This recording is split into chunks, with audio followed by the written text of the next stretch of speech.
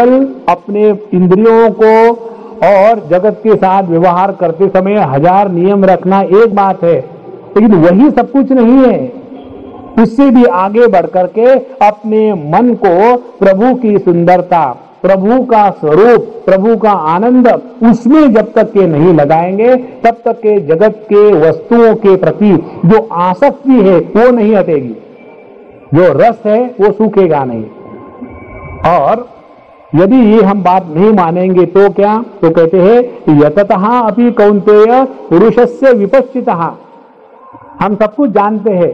अब देखो, आप लोग तो सभी बंबई के ज्ञानी हैं, हमेशा साधु संतों के प्रवचन सुनते हैं, घर में, टीवी में, रास्ते में जहां गए वहां सत्संगी तो है, सभी हम लोग प्रोफेशनल सत्संगी, तो ज्ञान की तो कोई कमी नहीं है।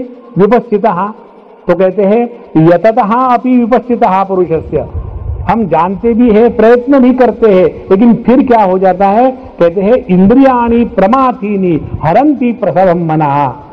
कभी कभी हमारी ही इंद्रिय हमको ऐसी मत देती है कि जिसके द्वारा हम जबरदस्ती इन विषयों में फिर भ्रमण करने लग जाते हैं, और फिर मन में आता है देखो इतने सालों से सब कुछ छोड़ के रखा था, उस दिन उनके यहाँ गए, पता नहीं फिर भी मन में इच्छा आई, और हाँ ना करते करते करते किसने देखा नहीं, एक टांग उठा के खाई ही ली।